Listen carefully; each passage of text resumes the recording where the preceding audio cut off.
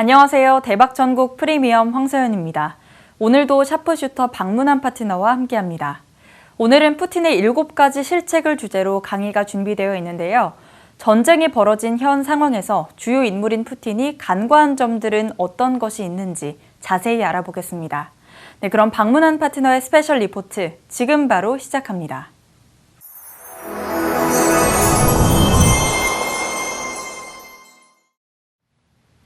시청자 여러분, 한 주간 편안하셨습니까?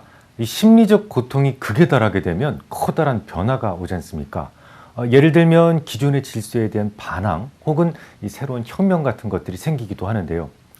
중세 유럽을 휩쓸었던 패스트로 3명 중에 1명이 죽음을 맞이게 하게 되고 이 극단적 심리 상태에서 르네상스라는 문의 혁명을 튀었던 것처럼 말이죠. 또한 뭐 이래 주거나 저래 주거나 뭐 맘대로 살자 뭐 이런 생각이 빠질 수도 있고, 그래서 이 심각한 타락주의, 방임주의, 쾌락주의 혹은 순혈주의로 빠지기도 하는데요. 실제로 1차 세계대전이 끝나고 그런 일이 있었습니다. 전쟁에 이어서 곧장 들이닥친 스페인 독감이 많은 사람들을 죽이게 됩니다. 전쟁으로 인한 사망자보다 3배나 많은 사람들이 죽어나가면서 사람들은 무슨 생각을 했을까요? 조금 더 극단적으로 몰고 갔을 겁니다. 이 당시 젊은이들은 매일 밤 파티를 열면서 쾌락주의에 빠졌었는데요. 하긴 뭐 지구 인류 중에 4명 중에 하나가 죽어버린 상황에서 무슨 미래 가치나 꿈을 추구하면서 살겠습니까? 특히나 스페인 독감은 이상하게도 젊은이들에게 좀 더 치명적이었기 때문에 그냥 뭐 그날 행복하면 그뿐이었겠죠. 또한 극단적 백인 우월주의 KKK가 나왔던 것도 그 무렵이었습니다. 마음속 깊은 곳에 자리하고 있던 두려움이 순혈주의 혹은 무차별 증오라고 하는 극단성을 띠기 시작했던 것이죠. 지금도 그때랑 그렇게 많이 다르지 않습니다. 코로나19는 스페인 독감 이후 인류가 겪었던 가장 참담한 바이러스였어요. 특히나 미국의 금융위기와 유럽의 재정위기의 끝단에서 마주했다는 점에서 사람들을 조금 더 극단적으로 몰아가기에 충분했죠. 최근 유럽의 정치인들만 봐도 그렇습니다. 이 중도 쪽보다는 극우나 극좌 성향의 정치인들의 행동이 더 활발해졌죠. 우리나라도 마찬가지죠. 좌우 대립이 뭐 예전 같지 않습니다. 굉장히 격렬해졌습니다. 이렇게 민감한 상황에서 푸틴은 전쟁을 일으켰어요. 그는 7가지의 큰 실수를 범했습니다. 첫째, 적을 너무 과소평가했습니다. 미사일을 쏘고 좀 뻥뻥거리면 겁을 먹고 도망갈 줄 알았습니다만 우크라이나인들은 호락호락하지 않았어요. 군인은 물론이고 시민, 관료들이 서로 너나 할 것 없이 솔선수범해서 자유에 대한 수호에 앞장서기 시작을 했죠. 잘렌스키는 대통령으로서의 직무를 충실하게 수행했습니다. 실제로 푸틴은 그를 암살하기 위해서 400여 명의 용병을 풀었다라는 그런 이야기도 있죠. 뭐 도망갔다는 루머도 있었고 러시아로부터 살해당할 수도 있다는 점 때문에 망명을 권유하기도 했습니다만 그는 그의 관료들과 함께 키예프에서 여전히 항쟁을 주도하고 있습니다. 자, 2번째 실수는 욕심이 좀 과했다는 거죠. 만약에 푸틴이 돈바스 지역만 넘어섰더라면 아주 미약하게나마 명분을 살릴 수 있었을 겁니다. 특히 러시아인으로부터는 국민들에게 어떤 서방 세계 할 말을 하고 또 뭐 받을 건 얻어낼 수 있다, 이런 면에서 영웅으로 남았을지도 모르죠. 하지만 친러시아계를 넘어서 친서방 계까지 욕심을 냈던 것이 화근이 되었습니다. 자, 3번째 실수는 미국의 정보력을 좀 무시한 경향이 있죠. 미국은 러시아의 통신을 감청할 수 있는 능력이 있었습니다. 그들이 기습을 벌일 것이다라는 순간을 모두 공개하는 바람에 푸틴은 작전에 성공할 수 없었어요. 기습이 굉장히 중요하거든요. 실제로 미국의 그 마르코 루비오 상원 의원이 러시아가 개전 후 공수부대를 동원해서 48시간 이내에 키예프를 점거하고 꼭두가시 정부를 세우고 의회를 구성하게 될 것이다 라는 아주 근사한 계획을 세웠다라는 것을 트위터를 통해 폭로한 적이 있었는데요. 뭐 이런 식으로 푸틴의 계획을 적나라하게 시시콜콜 몽땅 다 우크라이나에게 전달했으니까 충분히 준비할 수 있는 시간이 있었습니다. 자, 4번째, 에너지 의존도 때문에 서방이 함부로 나서지 못할 것이다 라는 생각을 했었어요. 하지만 오히려 그 반대였죠. 러시아의 침략은 나토의 결속을 다지게 만드는 결과를 가져왔으니까요. 미국이 제일 먼저 나섰습니다. 조 바이든 대통령은 이제 우리에게는 두 개에 대안밖에 없습니다. 미국이 러시아를 직접 타격해서 세계 3차 대전을 만들어 모두 불행해지든지, 그게 아니라면 함께 합심해서 러시아를 제재해서 피해를 최소화시키는 방법 두 개밖에 남지 않았다는 거죠. 전쟁이 싫다면 러시아에 대한 제재에 적극 동참해달라며 호소했습니다. 그동안 미국과 맞서면서 오히려 친러 행보를 보였던 터키의 에르도안 역시 러시아에 대한 제재에 동참했습니다. 터키는 특히 흑해 해협에 대한 통제권을 가지고 있죠. 러시아 군함이 통과할 수 없도록 조치했죠.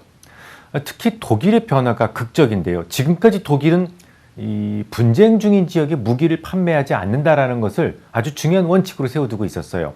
근데 얼마 전 우크라이나가 무기 지원을 요청했을 때도 처음에는 단호하게 거절했었죠. 젤렌스키 우크라이나 대통령은 즉각 이렇게 이야기합니다. 과거 히틀러가 우크라이나인들에게 했던 만행을 잊었느냐 라면서 도움을 다시 요청을 하죠. 그럴 때 이제 고작 군용 철모 5천 개만 보냈을 정도였습니다. 하지만 울라프 숄츠 총리는 최근 트위터에 이렇게 이야기를 합니다. 러시아의 우크라이나에 대한 그 침공은 시대의 변화를 의미한다. 푸틴의 침공군에 맞서 우크라이나를 지원하는 것이 우리의 임무다. 독일은 독일 연방군이 보유하고 있는 무기를 우크라이나에 보내기로 했다라고 말이죠. 독일은 1000개의 대전차 무기 그리고 500개의 스팅거 미사일을 전달할 예정입니다. 체코공화국도 850만 달러 상당의 무기를 보내기로 했고, 네덜란드에서는 미사일을 제공하기로 했습니다. 포르투갈에서는 나토의 공수부대 175명을 포함해서 추가 병력을 파견하겠다라고 약속을 했죠. 유럽은 과거 어느 때보다도 더욱 나토를 중심으로 똘똘 뭉치게 되었다라는 겁니다. 자, 다섯 번째 실수. 너무도 뻔한 거짓말을 너무도 반복적으로 했습니다. 아시다시피 스위프트로부터 퇴출은 이건 너무 가혹한 데다가 러시아와 거래하는 모든 나라에도 똑같이 악영향을 줄 수 있다는 점에서 지금까지는 독일을 비롯해서 상당히 여러 나라들이 반대했었거든요. 특히 독일은 전체 에너지에 대한 러시아 의존도가 무려 75%로 유럽에서는 가장 높습니다. 러시아에 대한 의존도가. 만약 스위프트가 차단된다면 독일은 당장 전기부터 끊어질 판이었어요. 하지만 푸틴의 새빨간 거짓말이 정말 예기치 못한 상황을 만들어버립니다. 이 푸틴과 가장 많은 대화를 했던 이 독일의 숄츠 총리는 푸틴을 만나고 혹은 전화통화한 다음에 항상 이렇게 이야기를 했어요. 웃는 얼굴로. 우크라이나에서는 절대 전쟁이 일어나지 않아요 라면서 자신 있게 말을 했었죠. 푸틴한테 속은 거죠.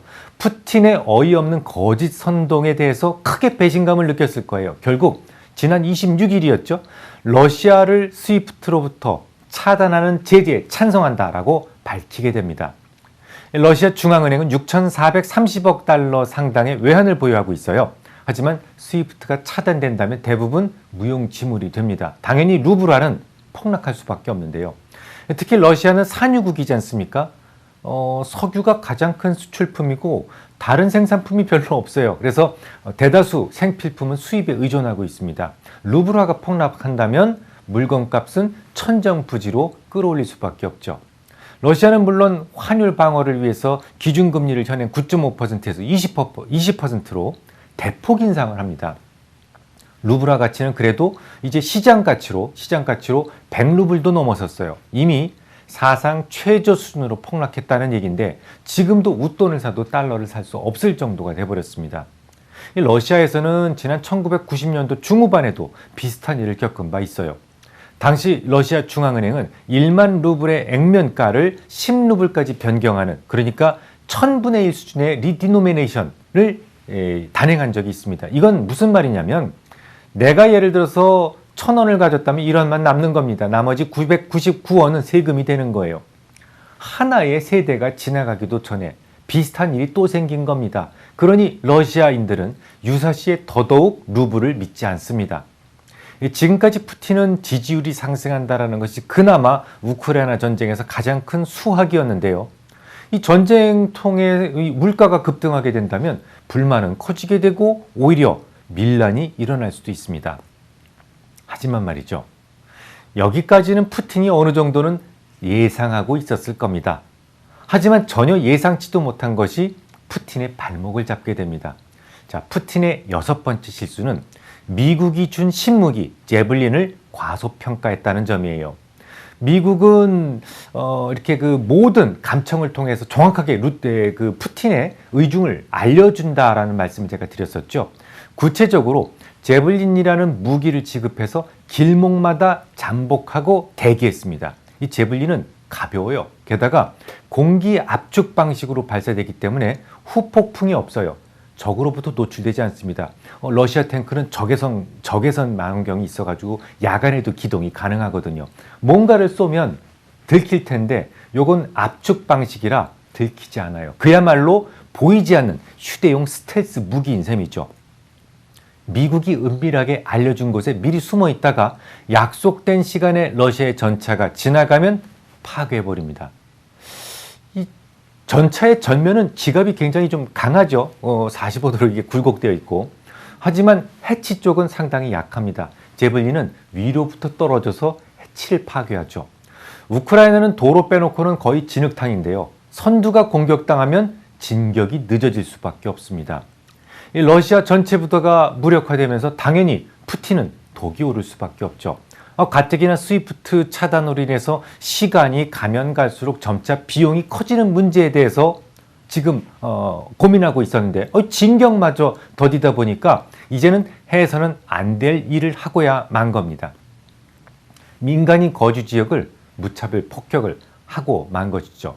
러시아 입장에서는 사실은 러시아 입장으로 본다면 어쩔 수 없는 선택이었을 수도 있어요.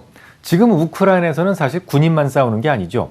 민간인들도 함께 싸우고 있기 때문에 모두 어떻게 보면 군인이나 다름이 없는 겁니다. 러시아 입장에서 봤을 때는. 게다가 제블린은 어디에서나 쏠 수 있기 때문에 이를 무력화시키지 않는다면 진격은 어림없는 일이었을 겁니다. 결국은 국제적으로 해서는 안 될 민간인 거주 지역에 대한 공격이 통신을 타고 전 세계로 알려지게 되죠. 특히 그 어린 소녀가 잠옷바람으로 이렇게 폭격에 살해됐다라는 부분들이 SNS를 통해서 전 세계에 알려지게 되면서 푸틴은 명분마저 모두 잃게 돼버립니다. 이것이 푸틴의 7번째 실수입니다. 바로 소프트 파워를 간과했다는 점이죠. 러시아군의 그 민간 지역 무차별 폭격은 정말 이 여러 가지를 우리한테 보여주는데요. 잠옷 차림으로 죽은 소녀, 이에 분개해서 맨몸으로 탱크를 막아서고 화염병을 던지는 이런 저항하는 시민, 이런 모습들이 고스란히 적나라하게 SNS를 통해서 전 세계로 퍼지게 되고 러시아는 단숨에 왕따가 되고 말았던 겁니다. 이는 지금까지 어떤 분쟁에도 중립을 지켜왔던 스위스, 스웨덴, 핀란드 같은 정말 중립국마저도 지금까지 지켜왔던 소중한 원칙을 깨고 우크라이나에 무기를 제공하는 이변을 만들게 됩니다. 오랜 시간 동안 군사적 비동맹주의라는 정책을 유지해왔지만 또 심지어 나토 가입국도 아님에도 불구하고 이렇게 행동이 바뀌게 된 거예요. 핀란드 총리는 이렇게 이야기를 합니다. 핀란드는 우크라이나에 무기와 탄약을 보낼 것이다. 이는 매우 역사적인 결정이 될 것이다 라고 말이죠. 구체적으로 돌격 소총 2,500정, 총알 15만 발, 그리고 대전차 무기 1,500대, 그리고 식량 패키지를 7만 개를 지원하기로 했어요. 최근 핀란드에서는 나토 가입 설문에서도 52%나 찬성표를 던졌다는데요. 이게 딱 한 달 전까지만 하더라도, 푸틴이 침략하기 전까지만 하더라도 30% 언더였습니다. 이런 점을 감안한다면 정말 엄청난 변화예요. 푸틴은 나토의 통진을 막겠다라는 명분이었지만 오히려 나토의 확장에 불을 붙인 겁니다. 스웨덴 역시 대전차용 무기 5,000대, 헬멧 5,000개, 그리고 방탄복 5,000개 등을 포함해서 우크라이나에 군사 장비를 보내겠다고 밝혔어요. 이 막달레나 총리는, 스웨덴 총리는 이렇게 이야기를 합니다. 우크라이나가 러시아에 맞서 방어 능력을 지원하는 것이 지금 우리의 안보에 가장 도움이 되는 것이다라는 결론을 내리게 됐다. 스웨덴이 군사 충돌 국가에 무기를 보낸 것은 지난 1939년 구소련이 핀란드를 공격한 이래로 처음이다라는 말을 합니다. 바이든 역시 러시아에 대한 제재 중에서 가장 가혹한 단계라고 볼 수 있는 송유관을 폐쇄할 수도 있다라는 부분을 강조하기 시작해요. 러시아가 우크라이나 국경을 넘어설 때까지만 하더라도 멀쩡했던 유가가 돌연 이번 주에 초강세를 보인 이유가 됩니다. 이미 국제 선사들은 러시아산 석유의 운반을 거부하기 시작을 했어요. 왜? 그럴 수밖에 없죠. 선박이 도착할 때쯤 원유에 대한 제재가 확정되면요, 하역이 막히는 일이 발생할 수도 있기 때문이죠. 궁지에 몰린 푸틴, 이제 둘 중 하나의 선택만 남아 있습니다. 전자는 공중폭격이라고 하는 위험을 감수한 전격전을 수행하는 것, 다른 하나는 적절한 명분을 내세우고 철군하는 겁니다. 저라면 후자를 좀 선택할 것 같습니다. 왜냐하면 푸틴이 폭격기를 동원해서 융단 폭격을 한다고 하더라도 모두를 몰살시킬 수 없다면 결국 피말리는 게릴라전을 감수해야만 합니다. 젤렌스키의 현재 지지율이 무려 90%에 달하기 때문인데요. 그가 설령 전사한다고 하더라도 목각 인형이 돼서 러시아 군대에 맞서 싸우게 될 겁니다. 물론 철군을 선택한다면 그럴싸한 명분이 필요합니다. 그렇지 않을 경우 푸틴은 지지율을 잃게 되거든요. 지금은 물론 유럽향 송유관 다 열려 있습니다. 대금 수령을 위한 가스프롬 베크 등 이런 것들은 이 스위프트 퇴출에서 해당되지 않고 그대로 존속 중에 있어요. 만약 푸틴이 전자를 선택한다면 송유관은 결국 폐쇄될 겁니다. 세상은 지난주에 말씀드렸던 구도대로 재편성될 가능성이 높아지게 되고, 이는 새로운 냉전의 시작을 알리는 신호탄이 될 수도 있어요. 대략 확률은 4대 6 정도로 보고 있습니다. 하지만 신냉전이라고 해서 딱히 심각하게 생각하실 필요는 없어요. 원래 음과 양은 생각이 시작부터 끝까지 완전히 다르기 때문에 함께 어울리기가 어렵습니다. 그동안 잘 지내온 거예요. 이제 적당한 거리를 두고 살아도 됩니다. 중국의 GDP는 전 세계 경제 규모의 17%나 차지하죠. 당분간 좌파 진영을 이끌어갈 수 있는 자격이 충분합니다. 러시아는 산유국으로서 생필품 모두를 수입에 의존하는데요. 굳이 서방의 제품이 아니더라도 상관없죠. 중국 제품이면 충분합니다. 스위프트? 그것도 극복할 수 있을 거예요. 물론 러시아 자체적으로도 SPF라고 하는 시스템을 만들었지만 이거 무용지물이죠. 대신 이 중국이 유사시를 대비해서 구축해둔 이 CIPS를 통해서 위안화를 주로 사용할 수 있습니다. 만약 세상이 다시 둘로 갈라지게 된다면 가장 중요한 화두는 반도체가 될 거예요. 러시아나 중국이 가장 뒤처진 분야이기 때문입니다. 이번에 여러분들 아시죠? 미국이 해외 직접 제품 규칙이다라는 것을 발효시켜가지고 적용 대상 국가에 우리나라 대한민국을 포함시킨 거 말이죠. 이것도 당장 러시아가 반도체에 대한 투자를 강화하고 장비를 구매할 가능성이 있기 때문에 선제적으로 차단하자는 취지의 규제라는 생각을 하고 있는데요. FTPR은 제3국이 미국산 기술이나 소프트웨어를 활용한 제품을 러시아에 수출할 때 미국 상무부의 허가를 받도록 하는 수출 통제 조치인데요. 반도체랄지 아니면 정보통신 기술, 센서, 레이더, 해양, 항공우주 모두 7개 분야에 관련돼서 57개 세부 기술에 대해서는 수출이 전면 통제됩니다. 근데 다 같이 통제를 당한다면 별것 아니죠. 그런데 러시아 경제 제재에 즉각 동참을 선언한 일본 같은 나라들, 유럽연합, 영국, 캐나다, 호주, 뉴질랜드 이런 나라들은 미국의 FTPR 적용해서 면제를 받았다라는 것이 문제입니다. 특히 전략물자하고 비전략물자의 경계가 좀 모호하죠. 그래서 미국 규제의 강도에 따라서 일부 산업 같은 경우는 수출이 다소 어려워질 수 있다라는 것이 중론이에요. 이를 두고 정부의 미온적인 대처가 우리에게 불이익을 남기겠다 그런 주장도 있을 수 있습니다. 모두 부인할 수는 없겠지만 생각해 보세요. 우리나라의 공장들이 러시아에 있는 이상 함부로 나서서 제재에 앞장설 수도 없었을 겁니다. 아직 드러난 문제는 보이지 않습니다만 미국의 행동이 좀 더 뚜렷해지기 전까지는 반도체와 자동차는 상대적으로 불리해질 수 있다라는 점을 염두에 두시기 바랍니다. 이 자고로 명분이 없는 싸움은 이기기가 어렵습니다. 나토의 동진을 막겠다라는 푸틴의 명분은 시작부터 재고의 가치조차 없었습니다. 어느 나라의 주권을 러시아가 감히 이래라 저래라 할 수는 없습니다. 그건 미국도 마찬가지죠. 나토를 친구로 삼거나 러시아로 친구를 선택하는 것은 그 나라 국민이 선택할 주권입니다. 다음 주에 뵙겠습니다. 네, 저희가 준비한 강의는 여기까지입니다. 오늘도 방문한 파트너와 함께했습니다. 푸틴의 7가지 실수에 대해서 말씀해 주셨는데요. 푸틴은 결정적으로 소프트 파워를 간과했으며 궁지에 몰린 만큼 이제 선택지는 둘로 줄었을 것 같습니다. 위험을 감수한 전격전, 그리고 적당한 명분을 내세운 철군이죠. 미국을 비롯한 세계 전체가 푸틴을 노려보는 가운데 그는 어떤 선택을 할지 여러분도 한번 지켜보시기 바랍니다. 네, 저희는 다음 주 이 시간에도 여러분의 투자에 참고가 될 내용으로 다시 찾아뵙겠습니다. 시청해주신 여러분 고맙습니다.